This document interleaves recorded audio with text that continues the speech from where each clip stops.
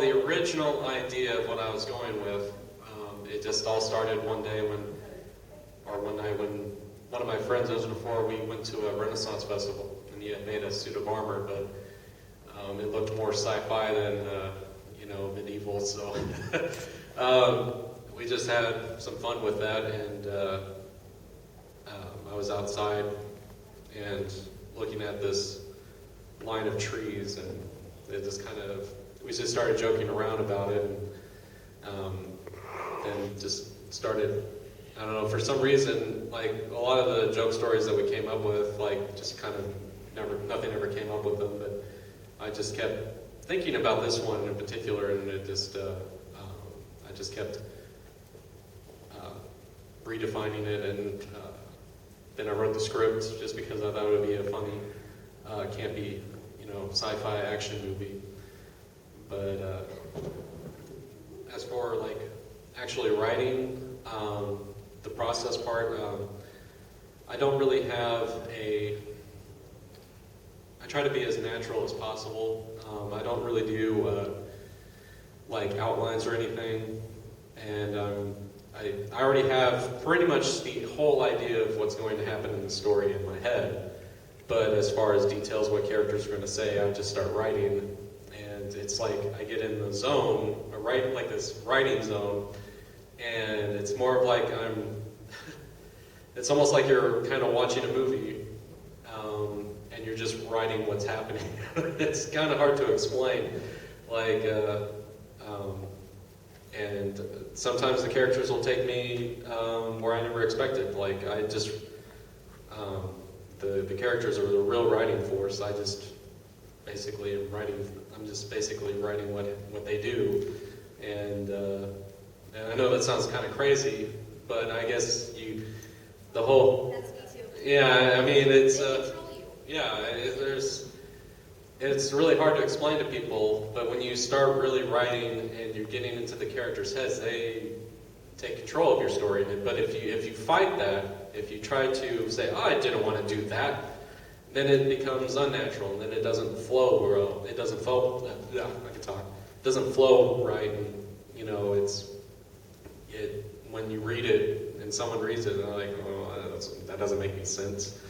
So, but anyway, that's pretty much it.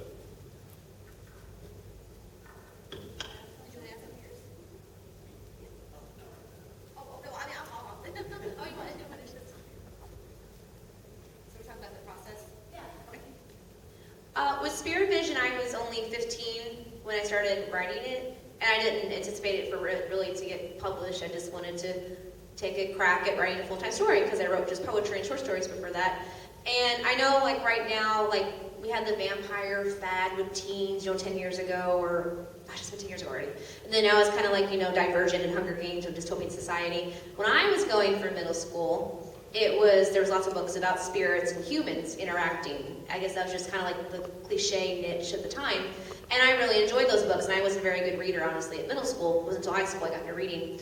So I was familiar with that world, and I always kind of do believe in spirits and ghosts. I'm not going to go out and be a ghostbuster or do seances or anything, but I just always kind of believe in a world outside of our own supernatural, things you can't explain. So between that and my high school life, Spirit Vision was born because it's a pretty good balance of just high school, teenage things that you deal with, and then having to track down a killer and you see their spirits and have to help them move on to heaven. So that sounds complete opposite, but I try to make it blend pretty smoothly.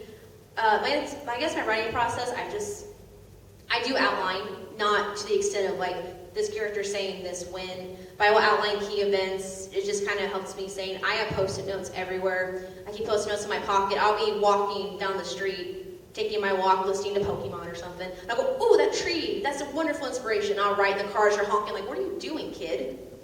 So I just write whatever I can. I got sticky notes everywhere, and I just start writing. Some days I'm very organized. Some days I'm banging my head on the table. And other days I just, okay, fingers, just start typing, and then I have 4 chapters done. So you just let your characters take control, and I completely agree, if you try to go against it, they will haunt you in your sleep. I have had that happen once. I had to go back and change it their way.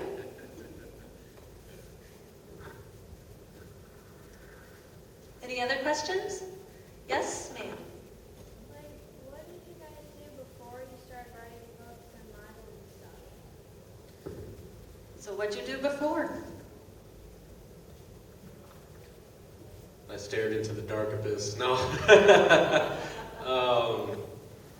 Well, before I started getting into writing, I used to be, when I was in college, I used to do a lot of like some filmmaking and stuff. Nothing too serious. It was always just short films here and there. But I found that medium to be very expensive.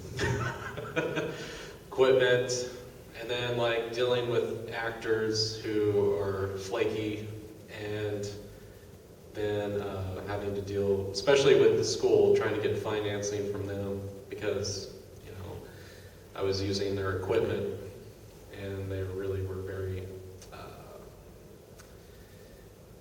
I don't want to get into that. But anyway, and then, let's see, yeah, that's about it on that. Just, I was doing that, and then I found writing to be much more enjoyable, just because you don't have to deal really with anyone else mucking it up. There.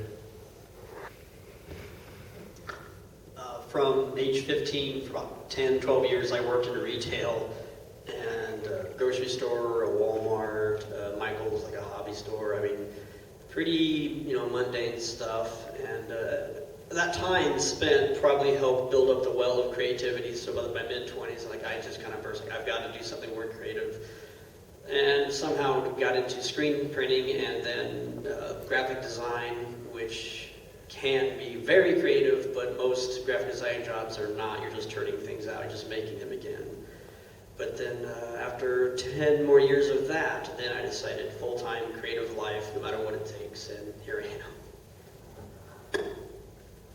My answer's kind of boring, sweetheart. I was 15, so I went to school. And I didn't have my license yet, so my dad drove me where he needed me to go. My dad was a teacher. I played on the computer, and I watched cartoons when I was doing homework and going to school. And, let's see, I ate a lot of cheese because I love cheese.